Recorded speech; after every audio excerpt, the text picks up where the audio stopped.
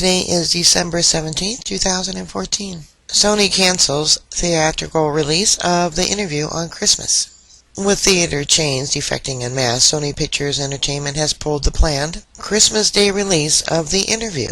Announcing the decision to cancel the holiday debut, Sony hit back at the hackers, who threatened movie theaters and moviegoers, and who had terrorized the studio and its employees for weeks. Those who attacked us stole our intellectual property, private emails, and sensitive and proprietary material and sought to destroy our spirit and our morale, all apparently to thwart the release of a movie they did not like, the statement reads. Government investigators fear the hackers behind the unprecedented attack on Sony's Hollywood studio may never be caught if they are under the protection of North Korea, a U.S. official said on Wednesday. The law enforcement official, who declined to be identified because of the investigation is ongoing, said authorities will require significant time to definitively confirm their suspicions that North Korea sponsored the attack, which severely damaged the movie studio's network. We are deeply saddened at this brazen effort to suppress the distribution of a movie, and in the process to do damage to our country, our employees, and the American public. It continues. We stand by our filmmakers and their right to free expression, and are extremely disappointed by this outcome. The comedy centers on a hapless television host who is recruited to assassinate North Korean dictator Kim Jong-un.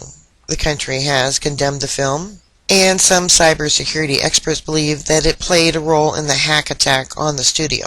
North Korea has denied involvement in the attacks. Seth Rogen and James Franco star in the picture, which cost $42 million to produce. Sony has been reeling for weeks since hackers broke into the studio's computer system in November and stole internal documents, emails, messages, film budgets, spreadsheets detailing top executive salary and the social security number of thousands of employees.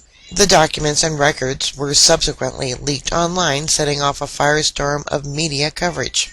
Tuesday's message accompanied another data dump. It threatened violence on theaters that showed The Interview and people who attended screenings.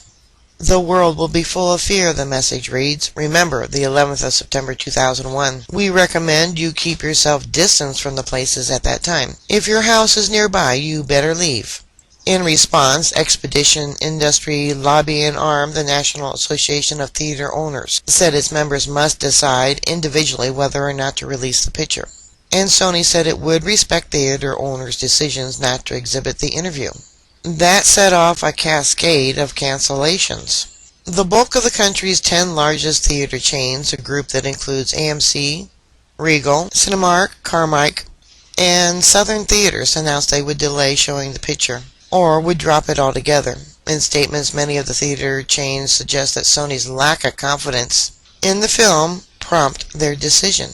Regal, for instance, said its decision was due to the wavering support of the film, The Interview by Sony Pictures, as well as the ambiguous nature of any real or perceived security threats. Carmike Cinemas, operator of 278 theaters in 41 states, informed Sony late on Tuesday that it would not show the film. A person familiar with the matters told Reuters. Sony has also canceled the New York premiere, which had been planned for Thursday. Sony was more conciliatory, even as it said exhibitor defections motivated its decision. This really makes me mad that a country can dictate what a person can and can't do in another country.